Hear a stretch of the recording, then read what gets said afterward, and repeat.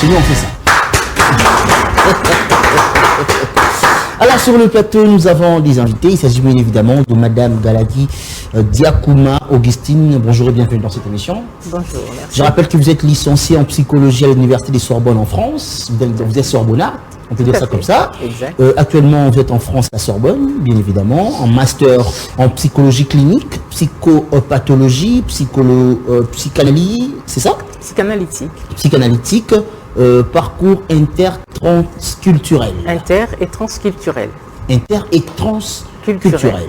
Voilà. Vous travaillez à IME. Ça signifie quoi IME? IME, Institut médico-éducatif.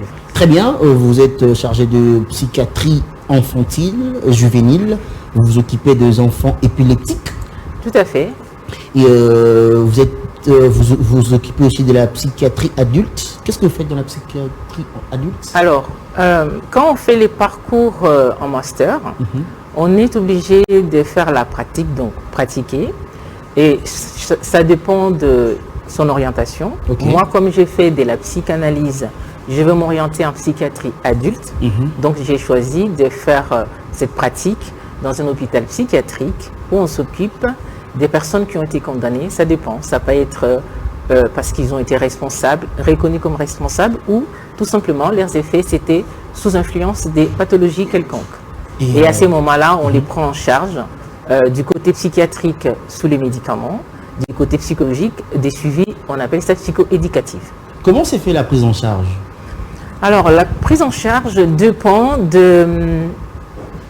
du cause d'abord. Ça veut dire la personne a été condamnée par l'État ou la personne a fait les démarches seule.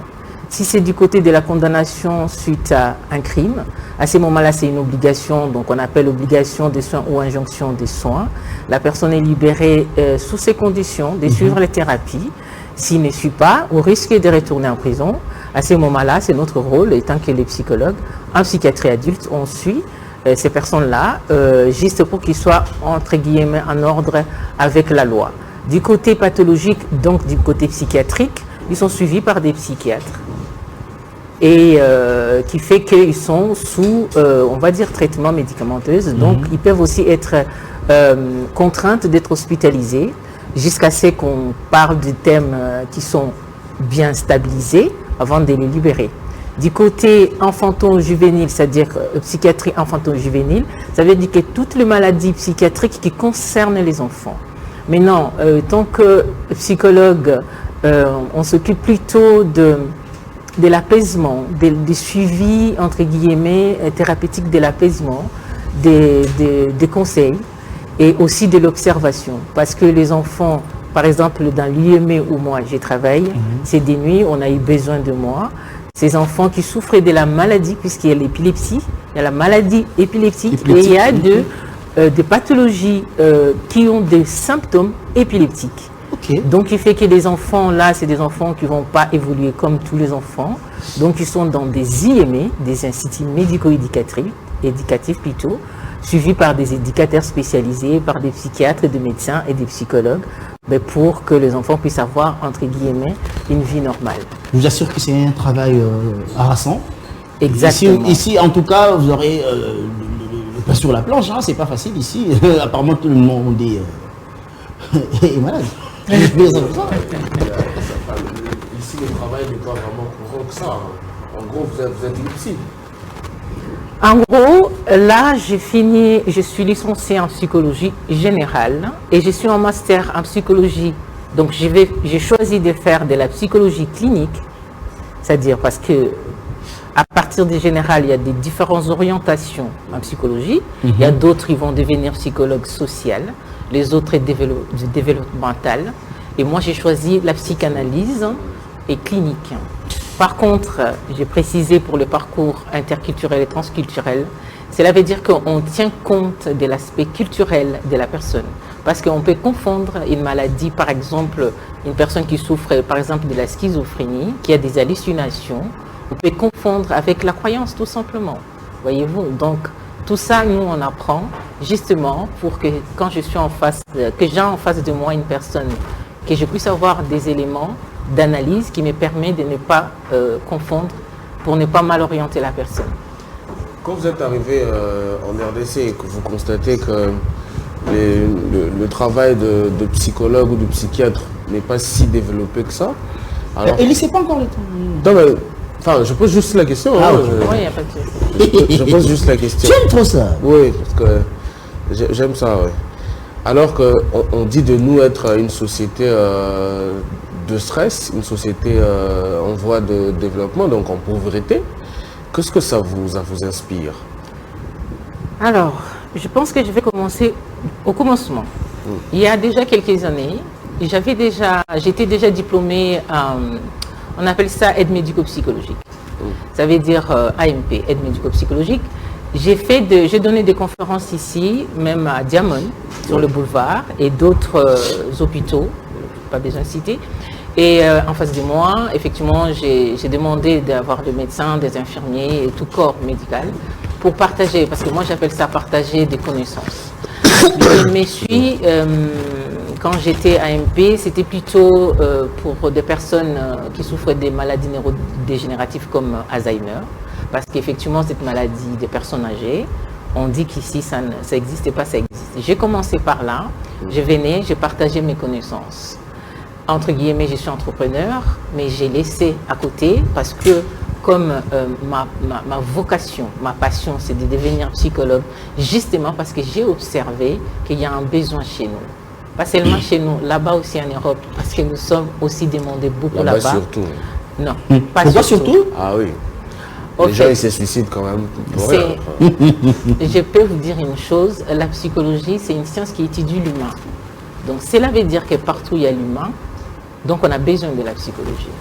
Or, il y a une étude, je pense, de 2015, l'OMS avait exhorté toutes les nations, surtout les pays en difficulté, de miser sur les maladies mentales.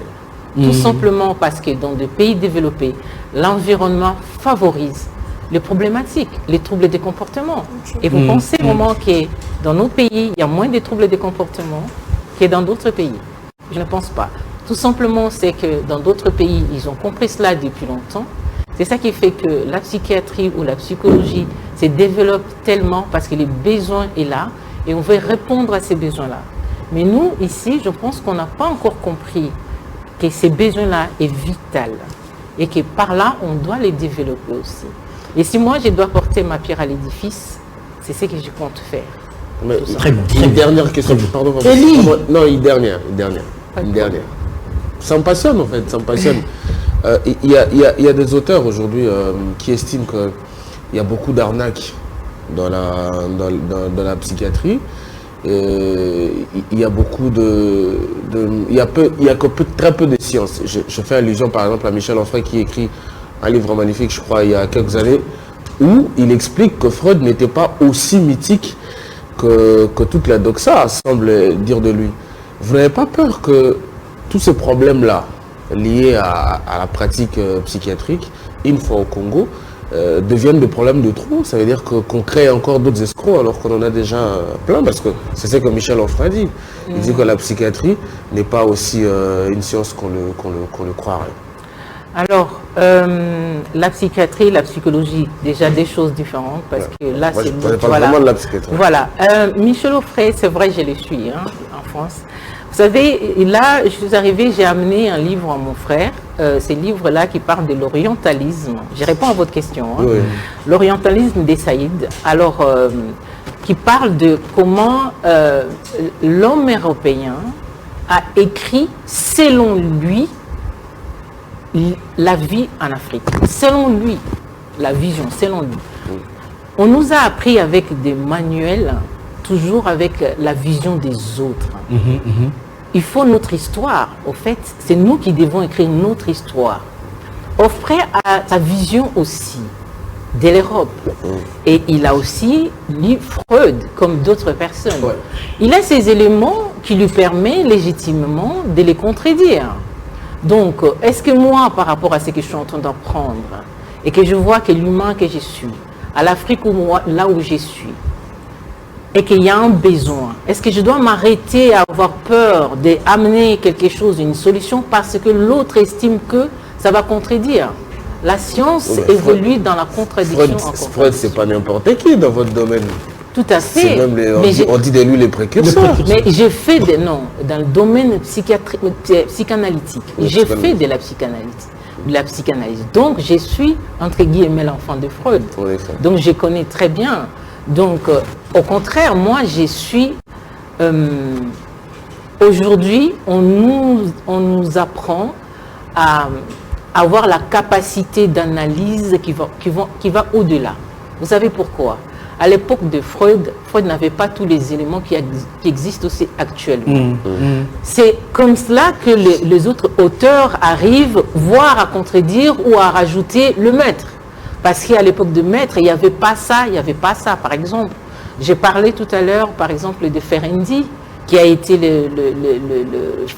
le fils, je peux même dire, de Freud, qui a réussi aussi à contredire Freud par rapport au problème des traumatismes.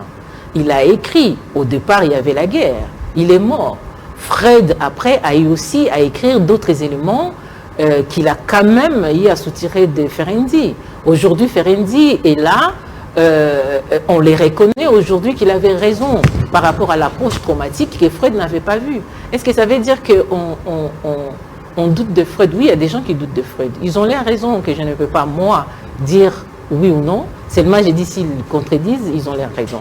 Mais pour répondre à votre question, ça ne va pas m'empêcher, moi, de dire que parce qu'il y a des suspicions de ça ne va pas fonctionner, qu'on ne va plus rien faire parce qu'on a peur. Non. Très bien, merci beaucoup. Je vous remercie pour toutes les réponses. Vous avez été convaincante en tout cas. Et de l'autre côté, nous avons le président Yves Kongolo. Bonjour et bienvenue dans cette émission. Je rappelle que vous êtes conférencier, vous êtes entrepreneur, vous êtes le directeur général, le président, ou pour ne pas dire les fondateurs de service iPro, c'est ça? Yves Production? Oui. Vous organisez des conférences, des formations et accompagnements, location du robe de mariage, maître des cérémonies, concerts, encadrement des jeunes, entrepreneurs et autres, bien évidemment. Vous réalisez des spots publicitaires, des vidéos, la photographie et vous avez une agence de sous-traitance. Tout ça, c'est vous. Oui.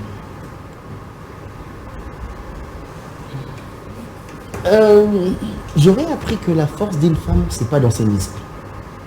Elle n'en a pas beaucoup. Hmm? Elle n'en a pas comme toi. Non, non, j'ai dit. Justement, c'est pour compléter ta réponse. Et la force de Yves, ce n'est pas dans... Non, mais moi je trouve ça très bien par contre. Ah, ok. Je trouve ça très bien. Alors, merci beaucoup. Nous allons parler de la psychologie entrepreneuriale. C'est un concept nouveau pour moi. J'aimerais d'abord comprendre c'est quoi la psychologie entrepreneuriale. C'est un concept nouveau pour moi. Et pour ceux qui me suivent apparemment. Et Moi aussi. Et vous aussi, madame? Ok. Et vous? Alors, nous allons prendre nos papiers et nos stylos. Ah oui. C'est la pédagogie aujourd'hui, hein, c'est Ok. vraiment pédagogique. Allez-y. Alors, je pense que Yves est mon enfant, on va dire, parce qu'il fait partie des personnes qui m'ont suivi quand j'ai donné les conférences sur l'entrepreneuriat. Donc, c'est une fierté. Pourquoi j'ai eu à parler de l'entrepreneuriat en utilisant nos capacités psychologiques pour entreprendre? Parce que, comme je l'ai dit tout à l'heure par rapport à la psychologie, nous sommes, nos comportements, tout ce que nous faisons, c'est la psychologie. Si on arrive à savoir qui nous sommes, pourquoi ces événements arrivent, par quel mécanisme, à ces moments-là, je pense qu'on va commencer à comprendre aussi d'où viennent nos échecs. Alors j'ai pensé en disant que pour parler de l'entrepreneuriat, puisque je le suis moi-même, j'ai souhaité introduire cette notion d'entreprendre en utilisant ses capacités psychologiques. Mais ça existe. Hein. Vous pouvez aller sur Google, vous faites des recherches, vous allez voir que entreprendre en utilisant, il y a d'autres termes différemment, mais qui disent exactement la même chose. Okay. Grosso modo, cela veut dire quoi? Ça veut dire que je vais, moi, avec mes peu de connaissances, apprendre aux gens d'abord de savoir qu'est-ce que c'est la psychologie, pourquoi il faut le connaître. C'est à partir de là que ça va vous aider à savoir qui vous êtes, quelles sont vos capacités et vos incapacités aussi, et les vôtres et les autres aussi, parce que l'humain est l'être social. Il y a moi, il y a l'autre. Il y a des choses que je ne suis pas capable, mais l'autre peut être capable. Comment je peux moi d'abord me remettre en question pour entreprendre? Pourquoi j'ai pensé qu'on doit d'abord ramener les gens à se connaître soi-même? Parce que souvent, pour moi, selon l'observation, j'ai constaté que dans notre pays, puisque ça me concerne aussi, Très bien. les curseurs, quand les choses ne fonctionnent pas, c'est ailleurs. C'est les autres qui sont des responsables de tout ce que je ne réussis pas. Si je suis comme ça, c'est parce que c'est les autres qui m'empêchent, c'est les ndoki, tout ce qu'on veut. Mais pas soi-même. On ne se remet pas en question. Or, la capacité de se remettre en question, c'est de la capacité psychologique. Tout ce qu'on fait, ça vient de la psychologie. La croyance même, c'est une manifestation psychologique. Pour croire à quelque chose, c'est de la psychologie. Pour croire en Dieu, c'est de la psychologie. Pour croire à ce que je fais, c'est de la psychologie. Tout est psychologie. Donc, si on arrive à comprendre cela, quand je vais entreprendre, les mots déjà entreprendre veut dire faire quelque chose. Donc, si je vais faire quelque chose, je dois savoir qui je suis et comment je vais le faire d'abord moi. Très bien, très bien. Quand vous voyez les jeunes Congolais entreprendre, c'est par psychologie ou c'est par instinct? C'est pas l'instinct. L'instinct, c'est l'animal. Alors, si on revient à Freud, on revient à la psychologie, l'humain, le bébé, quand nous sommes nés, le cerveau est vide. L'humain, Dieu nous a donné cette capacité intellectuelle que l'autre animal n'a pas. Nous avons réussi à créer des sociétés en mettant des normes. Les animaux n'ont pas de normes. Les normes, c'est humain. Il met des normes en place. Ça veut dire les interdits, les devoirs et les droits. Et l'enfant, on grandit, on nous apprend les normes de notre société, les normes de notre famille, comment ça fonctionne. Tout est apprentissage. Vous voyez? Donc, à arriver à l'âge adulte, selon comment comment je peux dire, ingurgité les normes, ça va nous aider à comment évoluer. Maintenant, l'entrepreneuriat, je pense que ici, si je dois vraiment répondre à la question, je pense que l'erreur vient déjà de la compréhension de qu'est-ce que c'est entrepreneuriat, parce que souvent, les gens, quand ils entendent entrepreneuriat, ils ont l'impression qu'il faut créer des sociétés, des entreprises. Non, c'est pas cela. Entrepreneuriat, déjà, les mots, entrepreneuriat vient d'entreprendre, d'en faire quelque chose. Et moi, quand je donne mes conférences, comme j'expliquais, ça veut dire que commencez par faire quelque chose pour vous d'abord. Même dans des sociétés développées, l'État ne crée pas d'emplois, c'est les PME, c'est-à-dire de grosses entreprises. Dans nos pays, on voit la difficulté, qu'il n'y a pas de travail. Qu'est-ce qu'il faut faire? Il faut les créer soi-même. Mais on ne va pas créer une entreprise si on n'a pas de moyens et des connaissances. On va créer d'abord pour soi. Et comme l'économie ici est informelle, on voit tous ces débrouillards. C'est ça. Qu'est-ce qui se passe? C'est de l'entrepreneuriat aussi. Oui, c'est de l'entrepreneuriat. Ils entreprennent. J'appellerais ça plutôt, on dit de l'auto-entrepreneuriat. C'est-à-dire quand je fais Ce n'est pas l'entrepreneuriat de survie. Bon, on peut les dire dans le sens de survie parce que prendre soin de soi, même la Bible l'a dit, Dieu nous a dit donc,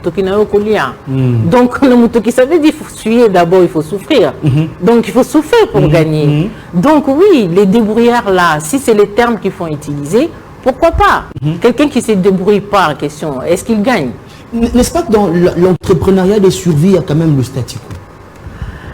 Franchement, l'entrepreneuriat de survie, je vais... On ne pense pas grand, on se limite peut-être à 10 000 francs de capital.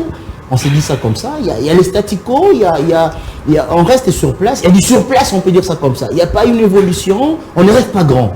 Oui. Pour rêver grand, il faut savoir qu'on peut rêver grand. Vous savez que la capacité de raisonner, ce n'est pas automatique. Attendez, je vais vous donner un exemple que je donne souvent. Vous voyez quand on enferme le chèvre, par exemple, sur une espèce de fil, si ça fait 1 mètre, ce chèvre-là n'ira pas loin.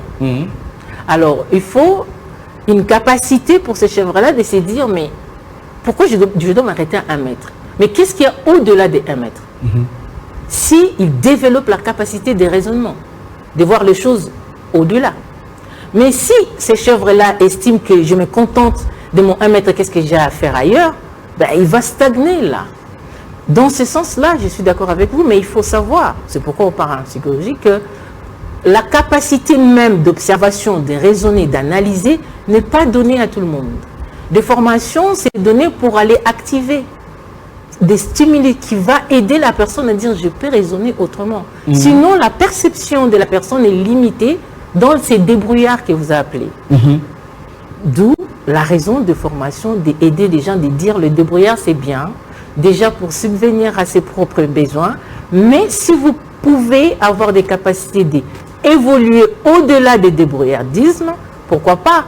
On va commencer avec Ballon Moko et Maputa et après demain c'est 2, après c'est 10 et après on a créé son entreprise et on aide les autres. Réussir en utilisant votre capacité psychologique pour entreprendre. Je suis un peu perdu. Réussir en utilisant votre capacité psychologique, pas capacité financière bien évidemment, pour entreprendre. Oui, oui. Mais attendez, oui, exactement. Capacité financière pour qu'elle arrive, il faut avoir la capacité psychologique. Qu'est-ce qui précède l'autre? La capacité psychologique, ça englobe l'homme. Alors, je vais peut-être m'expliquer. Allez-y. J'ai donné une conférence en 2015 à l'université Inikik à Kikwit. Alors, les étudiantes, ils m'ont posé 2 questions. La première question, c'était le temps. Ils nous dit, madame, ben, nous, on est à l'école, enfin, à l'université du matin au soir, le temps. Et deuxième question, c'était le financement. Je leur ai dit, première chose, pour le temps, c'est question de s'organiser. Vous savez, moi, je peux donner mon exemple, je suis à la fac. On a des cours parfois qui commencent de 8h à 18h. À la fac à Sorbonne, hein, je vous rappelle. À Sorbonne, oui. C'est en France, c'est pas en France. C'est pas à Saint-Salvo ici à côté. En France, on commence, il y a des cours qui commencent. On a 2 jours, on a des stages qui commencent les matins et soirs. On va à la fac, des cours qui commencent de 8h à 18h. Mais on a des temps de venir faire des recherches parce qu'on doit écrire des mémoires. Et on a aussi les travails à côté. Il y en a qui travaillent des nuits. Vous voyez, c'est-à-dire que la journée, ça s'organise. Les temps, il faut savoir l'organiser. Le temps n'est pas maître de nous. C'est nous qui devons être maîtres de mon temps. Première chose. Deuxième chose, vous savez, si vous n'avez ni les idées, si vous ne savez même pas comment entreprendre, comment évoluer, même si on vous donnait 1 million, vous ne saurez rien faire avec. Tout simplement, c'est parce qu'on ne commence pas par l'argent. On commence d'abord, qu'est-ce que je peux faire? Et j'analyse les besoins en question. On appelle ça en entrepreneuriat. L'étude du marché, j'ai fait. Après, je vais faire mon business plan. Dans le business plan, je saurai par rapport à mon projet, qu'est-ce que j'ai besoin comme financement? Et à ce moment-là, est-ce que j'ai des apports personnels ou pas? C'est-à-dire le financement, même en entrepreneuriat, c'est après, ce n'est pas avant. Alors, vous organisez une formation du 27 du 26 au 27 août 2022, de 14h à 16h à l'université de Kinshasa, en collaboration avec l'agence iPro dirigée par Yves Congolo qui est là, juste à côté. Ça va se passer comment? J'aimerais bien savoir. Et le droit d'entrée, c'est à 10 $. Vous avez droit à un brevet et accompagnement. Plus, bon, ça, c'est les à côté, hein, les cocktails, là, c'est à côté. Ça ne nous intéresse pas. Alors, ça se passe comment déjà? Ok. Moi, j'ai cet honneur, on va dire, d'être invité par mon fils. Hein, quand je dis mon fils, parce que vraiment, c'est un garçon que je donne l'exemple. J'ai dit, vous voyez, il m'a suivi parce que sa sœur était l'une de mes hôtesses qui est royale. Comme j'avais souligné, j'étais... il y a des gens qui me connaissent ici au nom de Madame qui est royale. Parce que justement... Tout à fait. J'ai eu à travailler...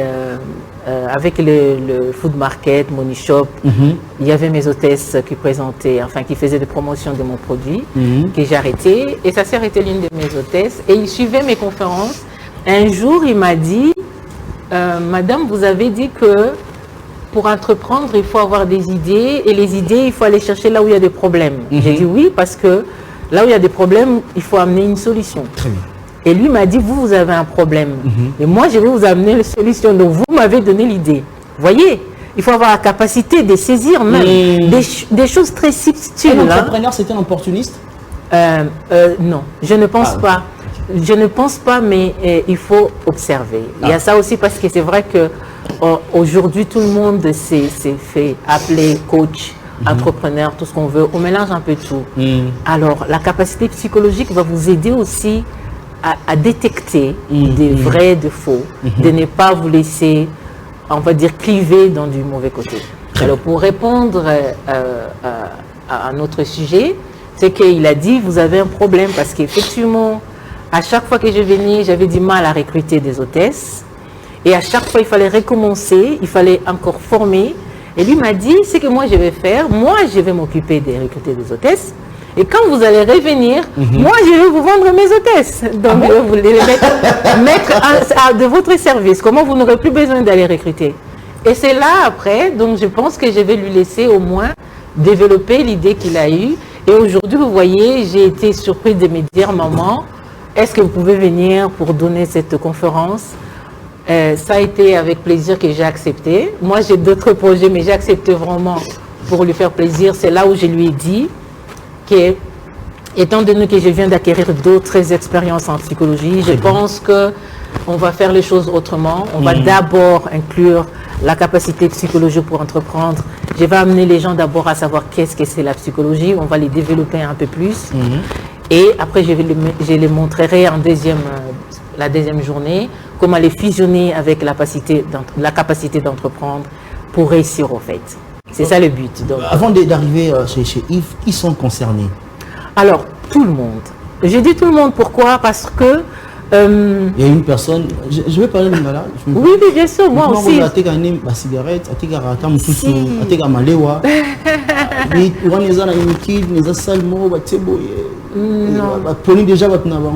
c'est ciblé, il y a seulement les étudiants qui seront là-bas. Et les étudiants, bien évidemment, moi je ne suis pas concerné. L'UNIKIN, c'est la colline inspirée, vous le savez très bien. C'est la colline inspirée. Et surtout que c'est loin. En face, il y a des moments qui vendent les omelettes et comme ça. Non, comparablement à la ville, c'est quand même l'heure.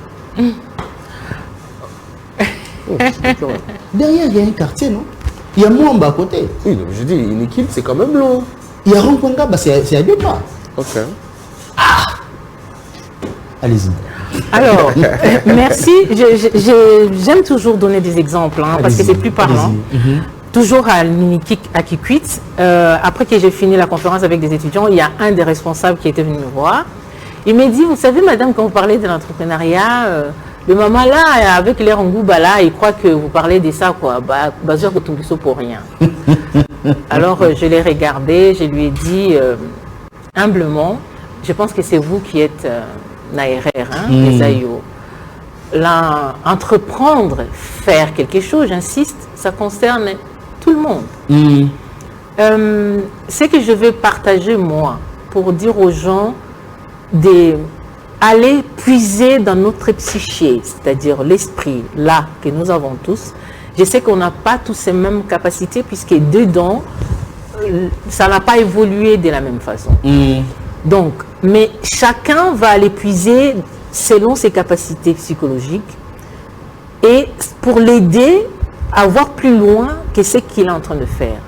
Le maman qui va le Ngouba depuis 10 ans, tout simplement, on peut la condamner en disant « ouais, mais elle ne sait pas faire ». Mais oui, Atinde Langoba Napoto, ça c'est exactement, il faut les remercier, il faut féliciter ces dames-là. Mais tout simplement, c'est des dames, au final, elle a réussi d'un côté, mais elle a échoué d'un côté.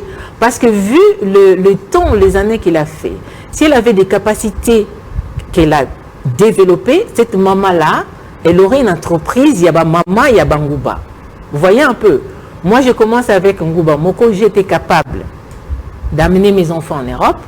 Vous imaginez, s'il avait évolué dans les deux sens, de l'autre côté, les devoirs, et de l'autre côté aussi la capacité pour que l'entreprise... C'est par là que la psychologie intervient. Exactement. Puisque la maman ne va pas du coup rester se contenter de dire « ça me suffit ». Oui, ça peut être précis pour la personne. Il ne faut pas obliger. Il faut pas aller dans le sens de l'obliger les gens. Il y a une nuance parce que En psychologie, on appelle les structures psychologiques d'une personne.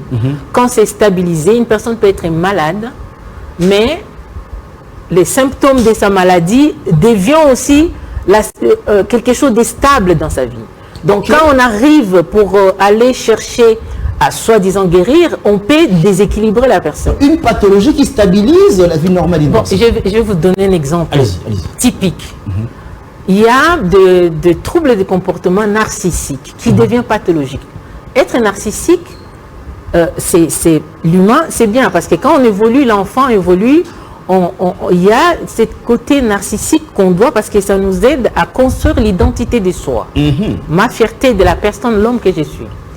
Mais ça peut basculer dans la pathologie, c'est-à-dire ça devient pathologique, narcissisme. Une personne narcissique, c'est une personne, les autres n'existent pas. Vous voyez, ça devient pathologique. C'est-à-dire c'est son équilibre. Alors, cette personne, si je dois l'aider, entre guillemets, et qu'il ne le soit plus, ben, ça les déséquilibre. Est-ce qu'il a encore la capacité pour faire un travail de redevenir dans la norme ou pas? Ça peut être oui, ça peut être non. Non. Si c'est pas non, si c'est non, donc on n'y peut rien faire. Vous voyez là où je veux? Voilà. Ça veut dire les gens qui ont la capacité de faire des petits commerces, qui pourraient, c'est devenu des normes et que ça leur suffit, oui, pourquoi pas? Pourquoi pas? Mais vous allez trouver d'autres personnes qui vont se dire non, mais j'ai toujours essayé de faire autre chose à côté. Mais ben oui, déjà le fait de dire que j'ai voulu faire quelque chose à côté, ben, c'est que cette personne va évoluer autrement. Donc cette personne a besoin d'aide. À ces moments-là, on prend déjà ce que la personne a. Parce qu'on ne va pas l'implanter ce que la personne n'a pas. Non. On a ce qu'on a, mais si on ignore, on va juste aider la personne à les découvrir, les faire émerger. Exactement. Donc, voilà. Papa chaussures. Azotambola, au début, oui, Azotambola, c'est bien. Tu peux lui donner l'idée, puisque Azotambola, c'est un moi, il y a aussi des maladies, la fatigue et tout ça. Un jour penser à faire un endroit. Pourquoi pas, après tu peux faire une formation, pourquoi pas, au lieu d'essurer les chaussures, tu peux commencer à créer. On apprend aussi la société à acheter aussi les chaussures fabriquées localement. Vous savez, c'est tellement, dans notre pays, il y a tellement à faire. C'est une chaîne. Vraiment, il y a tellement à faire. Parfois, quand je parle, il y a trop dans mon cerveau. Je risque même de me J'ai même pas envie d'arrêter. Hein. Vous voyez, il y a tellement à faire. Yves parle et puis vous posez des questions. Comment tu restes là où tu es, hein? Très bien. Alors, Yves, information du 26 au 27, 2 jours seulement. Oui. Est-ce que ça suffit les 2 jours? On va posater. Voilà, je sais que les gens vont rester avec l'envie que madame revient encore. Je vais essayer un peu de parler pour répondre à mon frère. Pourquoi d'abord l'objectif de nos activités, c'est de dire non au chômage après les études. Dans beaucoup de familles, nous avons ces problèmes que tu finis les études, il n'y a pas de travail, on t'a promis. Peut-être au Congo, c'est normal. Je fais l'économie, ou bien je fais les droits, je me retrouve maître des danses dans une salle d'études. Comme vous avez fait là. C'est plus, je dirais pas ça ici.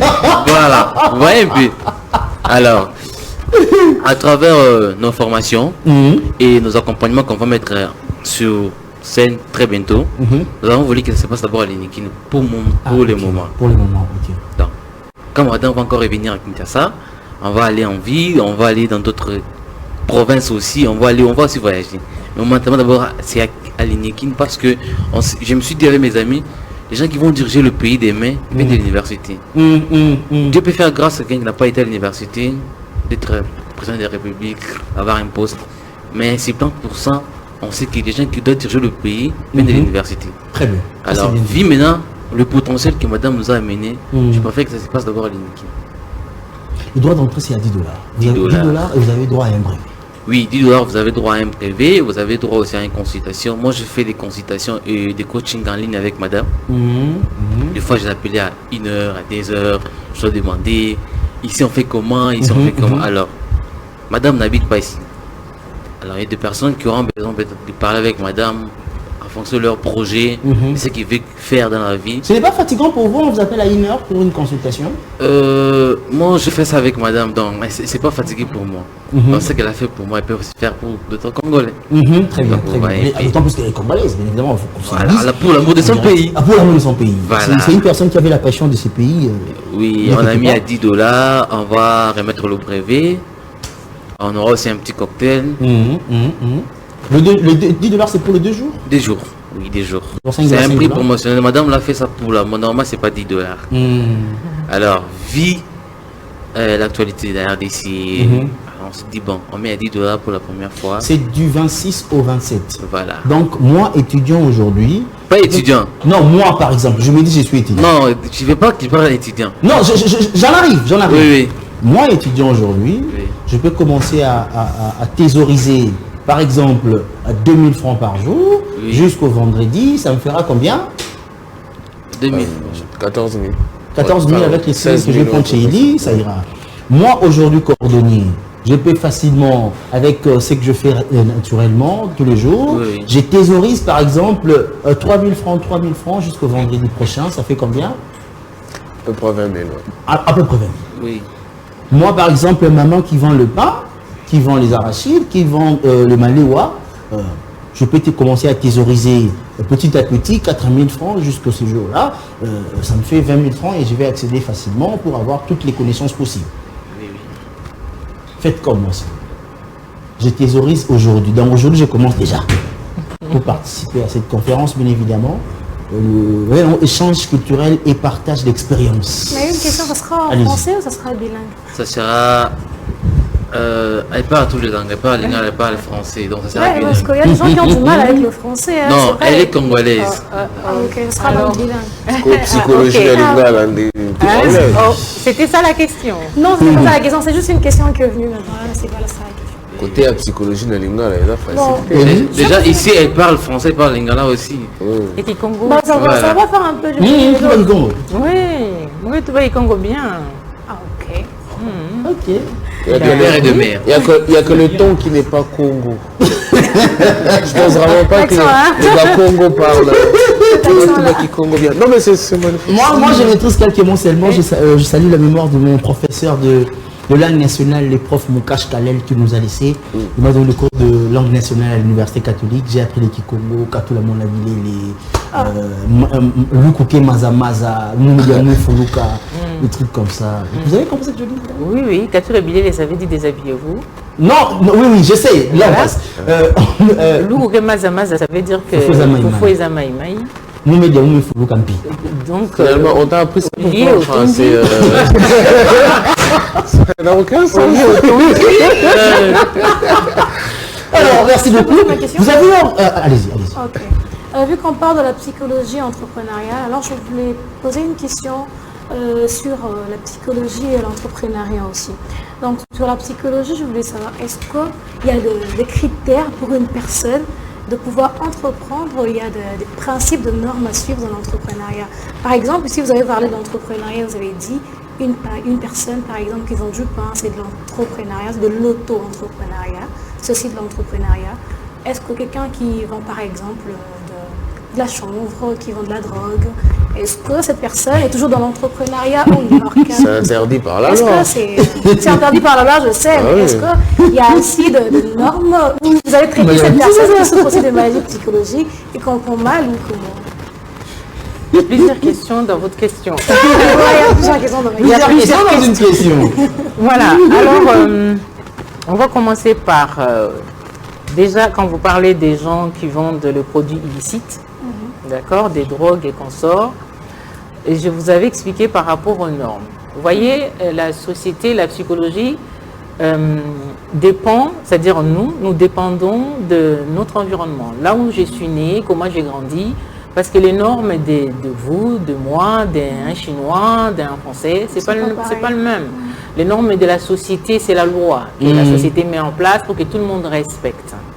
Maintenant, là où on grandit, admettons, je vais donner l'exemple simple que nous connaissons dans l'Est, par exemple, un enfant qui est né dans la brousse, dans la violence, qui connaît ni la loi, c'est-à-dire il n'a pas été à l'école, quelle norme il a dans son cerveau.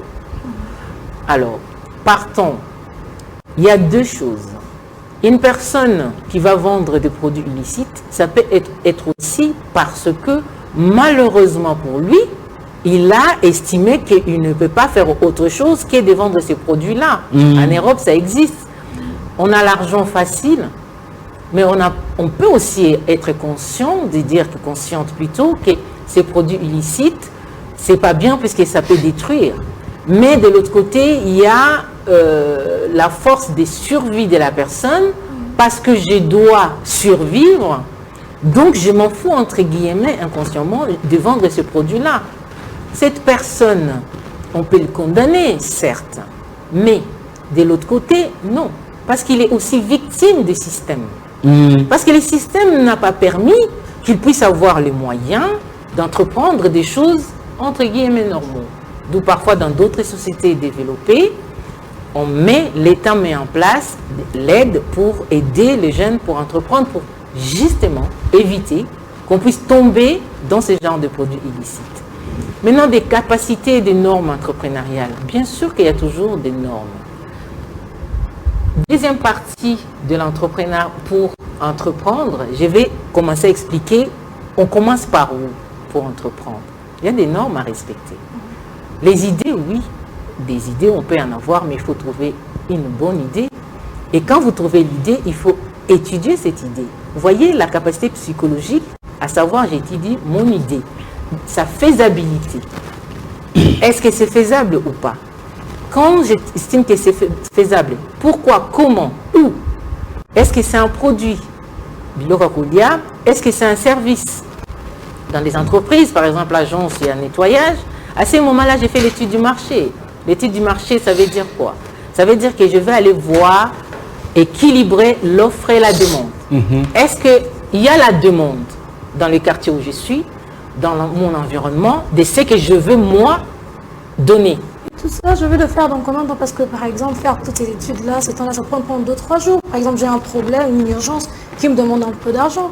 Le temps de faire toutes ces études-là et essayer un peu de voir comment ça marche et tout, voir le système, comment ça fonctionne et tout le reste. Ça pourrait aussi me ralentir, ça pourrait aussi me déséquilibrer aussi mentalement, vu qu'ici on parle de la psychologie.